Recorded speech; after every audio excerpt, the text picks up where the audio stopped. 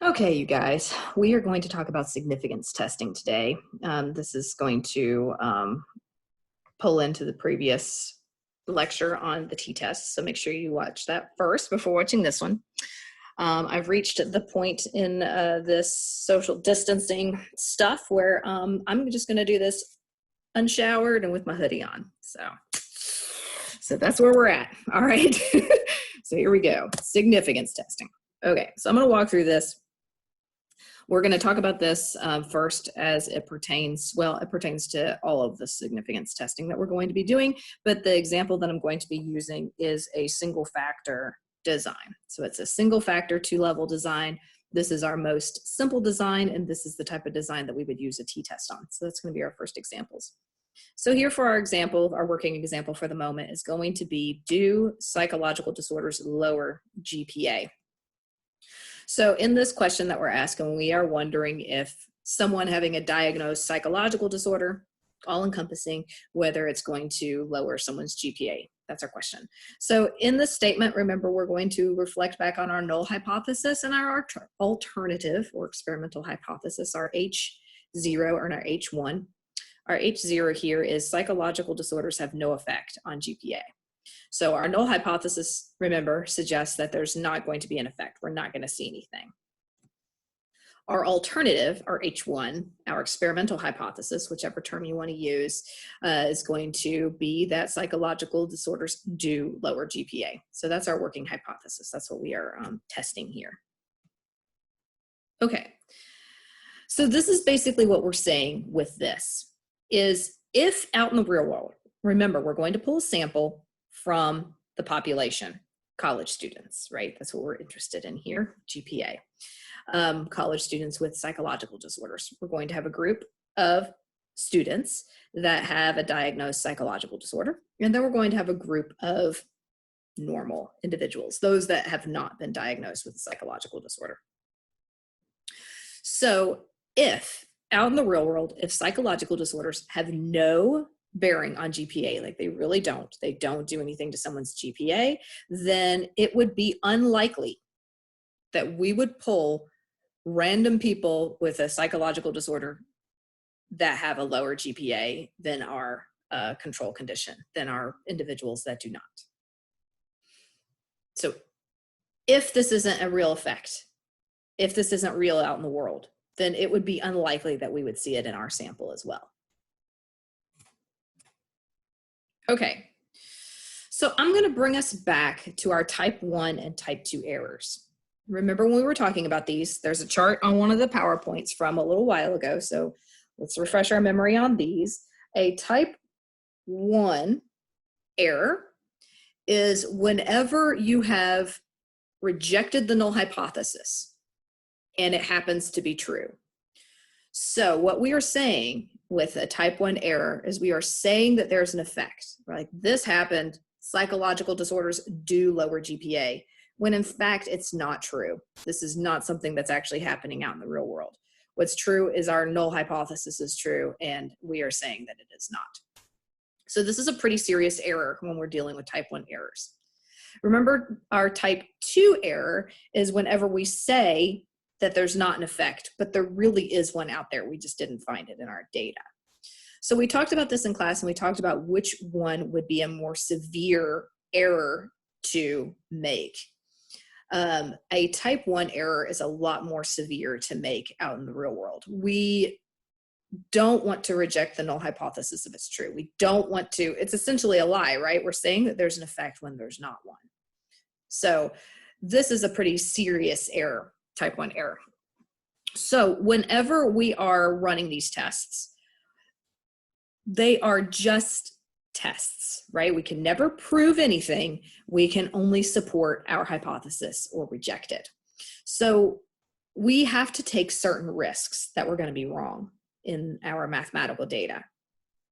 Remember, this is inferential statistics. If you remember our little graph where we had the population and our sample, and we are going to infer that what we see there is what we're going to see in the population. It's just an inference. We're just making an assumption. We're guessing, essentially. And that's what these stats are doing. So we have to accept some level of risk that we're going to be wrong. So generally speaking, because a type 1 error rate is so severe, we generally only want to accept a 5% risk that we're going to do this. So that is going to be our risk of making a type 1 error. So 95% of the time, we want to correctly reject the null hypothesis. We're not, okay? So 5% of the time, we are going to reject the null hypothesis, and it's going to be true. So 5% of the time, we are going to make this mistake. So this is where our probability comes in, our p-value. You've heard of like p is less than 0.05. 0.05 represents this 5% risk that we are accepting. So whenever we have less than 5%, then that's saying that it's a 4%, a 3%. If we get a p equals 0.03, that is saying that there's a 3% chance that we're rejecting it and it's true. So whatever our p-value is saying, it's like if we reject the null hypothesis, that's the amount of chance that the null hypothesis is actually true. So if our p-value is 0.26, we can reject the null hypothesis, but there's a 26% chance that we're making a type 1 error. So that's what probability is telling us. That's what the p-value means, also represented as alpha. So as I was just saying, whenever we say p is less than 0.05, we are accepting that there's a 5% risk, and our data is suggesting that we have less than a 5% chance of making this error. Okay, so that's our alpha level, our p-value, our type 1 error. So we are going to come back to the idea that type 2 errors, we're going to talk about this when we talk about power and effect size.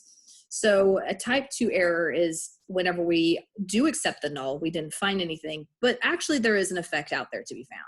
This is still an error, but it's not nearly as serious as the type 1 error. So if our type 1 error is represented by alpha, our type 2 error is represented by beta. And again, we're going to get into this a little bit later, but I wanted to go ahead and introduce this idea to you, since you're probably thinking, well, what about type 2 errors? How did they come into play? They do, but they're going to come in a little bit later in a little bit different way.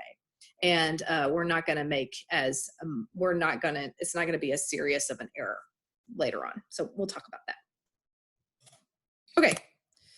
So whenever we're going to do our significance testing, we have our question, do psychological disorders lower GPA? And first we want to decide how much risk we're willing to take to make a type 1 error. The 5% is kind of erroneous. It's just a selection that you make. You decide 0.05. This is what's generally accepted. You can say 1%. You want to make less than a 1% chance. You want to be 99% accurate in rejecting the null hypothesis. That's totally fine. You could say, I want to be 10%. It's kind of arbitrary what number you choose. It's just generally accepted in the scientific world that we are going to accept 5% chance of committing a type 1 error. So generally speaking, you are going to select 5%. Okay, so once we've decided on our alpha level, then we need to decide on what test we are going to run. So in this particular example, we have a single factor. Our factor is psychological disorders. We're going to have a group that has psychological disorders diagnosed and those that do not. So those are 2 levels. So this is a single factor, 2-level independent groups design, right? Because this is a subject variable, actually ex post facto design, right? And so then we need to decide on what type of t-test we are going to run. So this is a t-test that we're going to be running on this data. And there are 2 different types of t-tests that we could run. There's a couple different types, but one of the tests we have to decide on is whether we're going to do a one-tailed or a 2-tailed test. In SPSS, it actually doesn't give you this choice anymore. It used to give you a choice whether you wanted to run a 1-tailed or a 2-tailed. But in a 1-tailed test, you're basically saying that this is going to go in one direction. So you're saying that I think that psychological disorders are going to lower GPA. So it's only moving in one direction. In a 2-tailed test, you're saying, I don't know, maybe it increases GPA, maybe it lowers it. We don't really know. We just think there's going to be a difference, but we're not sure what direction that difference is going to be. So in that, it would be a 2-tailed test. So the reason it's called 1-tailed or 2-tailed is because we are looking at this graph. Remember, we're talking about distribution. We're talking about a standard normal distribution, and a t-test is representative of the standard normal distribution. It's similar to our z-test, right? We talked about the z distribution. So our t-test is in a situation where we don't know what the population mean is because we can't test everybody, okay? And we have a smaller sample size of 30 or less individuals. So in a two-tailed test, we are saying that it's going to be on one of these tails, but we don't know which one. We don't know if it's going to be higher or lower. We just think it's going to be a difference. When we do this, remember that 95% of the population is going to fall in this area, right? They're going to fall about the mean, okay? This is where we expect most of our normal individuals to be.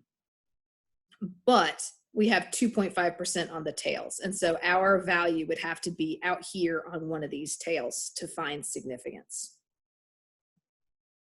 When we do a one-tailed test, we are throwing it all on one side. So if we say, okay, we think it's going to lower it, we don't care if it increases it, we don't think that's going to happen, then we can push all 5% on one side. So it makes it more likely for us to find significance because we're not worried about this side over here. So the 95% is then shifted over to all of this, and our 5% is over here. So that would be an advantage if you really expect for it to only move in one direction. That would be the advantage of a one-tailed test. You're more likely to find significance because you're putting all 5% on one side. So I think that this is probably better to look at this like actually on a graph. So let's do that. Hang on, I need a sip of my coffee here. Okay, so in this example, we're going to pretend like we do know what the population mean is, okay? So let's say that we have our normal distribution and that on average, people in college have a GPA of 2.3. That's the population average, that's our mean. And so we would expect that about 95% of individuals are going to fall somewhere about this mean. So this is the GPA of our population, 2.3. Okay, so we're gonna run our test. And so here's our mu. This is our population mean of 2.3. This is what we know. We know that people in general have a GPA of 2.3. So we're gonna run our test and we're gonna have our two groups. And we're gonna have our people that have a psychological disorder and those that do not. And so when we bring them into our test, we say, okay, what's your GPA? And they tell us what their GPA is. So our control group are normal individuals, those that do not have a diagnosed psychological disorder. They report on average that they have a 2.6 GPA. So as you can see, this is really close to our population mean. Now, if our disordered group does have a lower GPA, we would not expect it to fall in this area. We would expect it to fall on one of the tails. And so what we have found is that if we take the average of the GPA of our disordered group in this example, we get a 1.2. And you can see that this is way out here on these tails, on one of the tails. It is far away from our population. It is outside of this 95% range. So remember our calculation, okay? This is the calculation we are always dealing with. We want there to be systematic variance. We want the difference to be because of our manipulation. We want the difference to be because these individuals have a psychological disorder and not because of anything else. But we know our situation is always different. We always have some sort of error. So our calculation is going to be systematic error plus systematic variance plus systematic error being our confounds, because that is in the numerator, because these are things that we know are affecting our data. And we're going to put that over our just random error. This is our extraneous error here. And so this is the calculation. I'm going to show you guys calculations from time to time. This is just so you understand where the math is coming from. We are not actually going to do any physical calculations. There's only one time you're going to have to do any kind of physical calculation, and it's a real easy one. This one is not one that you need to do. So you do not have to memorize these equations that I'm going to show you, but you do need to understand where this number is coming from, okay? So when we are running a t-test, because we only have two groups, we have our control group and we have our disordered group, we are going to take those means and we are going to subtract them. And whenever we subtract these means, remember each mean is comprised of our systematic variance, our manipulation, which is the fact that we have a disordered group and a control group. This is our manipulation that we did. And it also is going to include that systematic error, which is our confounds that are going to be between these groups. And we're going to subtract that number. And then we're going to put that over the variability within each of these conditions. So that is what is going to be our random error, which is representative of our standard error of the mean. This is the standard error calculation. If you're interested, we talked about the differences between standard error and standard deviation, and where standard error is estimating how far the variance is from the true variance of the population. And so this is the calculation of that particular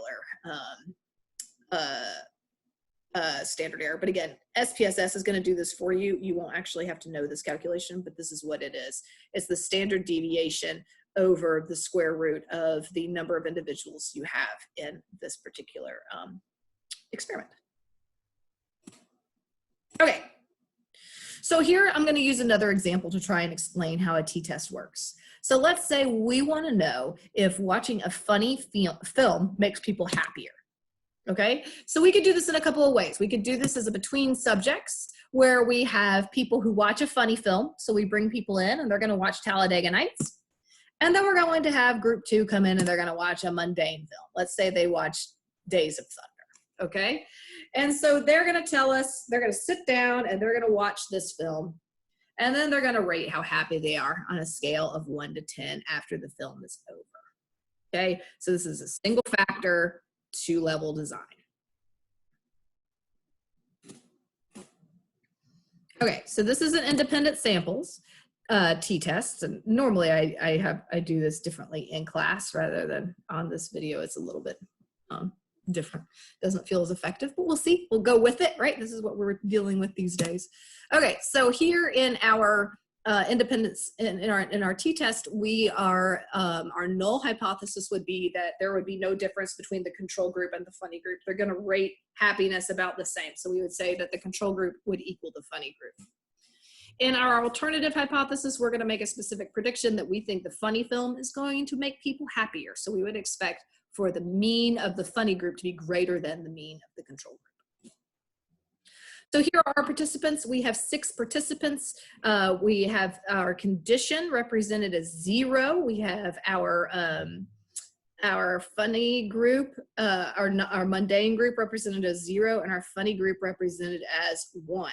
So we do this in SPSS because our funny and our non-funny group, this is going to be a nominal categorical variable. And so we need to make this numerical in SPSS because SPSS understands numbers. It doesn't understand funny and control. So we need to represent this as numbers. We call this dummy coding in statistics, where we give one group a 0 and the next group a 1. And when we have a multi-level design, we would have 0, 1, 2, 3, depending on how many levels you have. And then here's our dependent variable, where we have the level of happiness they reported after watching the film. So here we have one participant, participant 1, they watched the mundane film, and after it was over, they rated their happiness a 2. So that's how this reads across in the spreadsheet. This is how you would enter this into SPSS if we were going to run the data. Okay, so if you were to put this in SPSS and you would run a t-test on this, and again, we're going to start doing some of this and have some examples here, but I want to introduce you to what you might see whenever you start putting things, when we start putting things into SPSS. SPSS is going to spit out an output, and this is what the output is going to look like. So here we have the control group and the happy group. We have 3 individuals in each one. It's going to give us the mean, it's going to give us the standard deviation, and it's going to give us the standard error of the mean, okay? And if you wanted to run this calculation to make sure that it is accurate, you can do that. You can do 2 over the square root of 3 for this, and that will give you this particular value here. So here's our mean, our standard deviation, and our standard error. So we could report these out. Down here, you'll see this test here, and this is going to give us our actual t value. Now you'll see these 2, I feel like, let's see, spotlight. I'm going to try something. Oh, yay, look at that. Okay, can I like do this? Can I do Ooh, okay. All right. So I'm learning all kinds of things about Zoom. All right. So here you'll see this Levine's test for equality, this box here. So what this is telling us is remember, we are assuming that our data is normally distributed. So this is one assumption that is made in the F-test and the T-test. And we want our data to be normally distributed. If we violate this assumption of normality, we have to make different assumptions about the data. And SPSS does this for us. So the Levine's test of equality is examining that hypothesis that our data is normally distributed. So what we want in this particular test, we want our data to be normally distributed. So we want the null hypothesis to be true. So we want to not violate this assumption. So we can look at this and we can see if our result is significant. We know if it's significant if it is less than 0.05, because that's our p-value. So we can look at this and we can see that we are not in violation, okay? This is a 0.6. So this is saying that we have basically a 61% chance that that the null hypothesis is true, okay? So we can assume, because of this test, that our data is normally distributed. So therefore, we can say that our variances are equal, and we can look at this top line. If this was significant, less than 0.05, then we cannot assume that our variances are equal, and we would have to look at this bottom line, okay? So we look at the Levine's test first, we see that we are good, and we can follow this top line. So here we have our t-value, we have our degrees of freedom. Our degrees of freedom is our number of participants, which is 6, minus the number of groups, which is 1, 2. We have 2 groups. So that's why our degrees of freedom is 4 here, because this group can't vary and this group can't vary by itself. So we have 6 individuals, and one of those in each group is unable to vary. And so we take 6 minus 2, and that gives us a degrees of freedom of 4. So, So then we look at our significance here, and we see that it is 0.39. So that is not significant. That is not less than 0.05. So therefore, I'm busy. Ellen, my sister's calling me. So therefore, this particular thing is not significant. We cannot reject the null hypothesis. So we would say that our funny film was not significantly different from our mundane film. So if we were to write this, I hope this isn't on the screen, let's see. If we were to write this in a results section, what we would do is we would refer to the figure, because we'd have to have a graph in our data. Hello.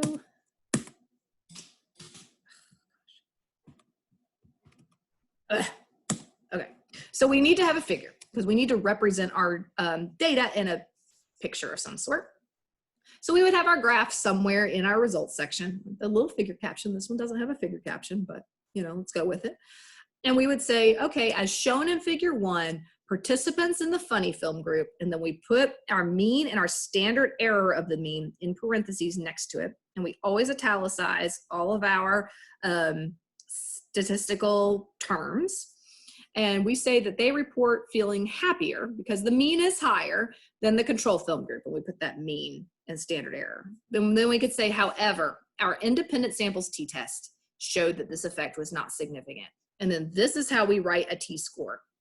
We put the t, the degrees of freedom in parentheses, equals, and we put our t-value here, and then we put our p-value. So when we go here, here's where we find our t, here's where we find our degrees of freedom, here's where we find our p-value. This is our significance level. Here's where we find our means of each group. Here's where we find our standard error of the mean. So that's where we find this information that we put in this paragraph here when we report out in a results section. All right. So that's it for this particular video. I hope that it was helpful. We will start doing, we will do an exercise where we mess with SPSS, a t-test and SPSS. And please feel free to join in on the chat and ask questions. Thanks.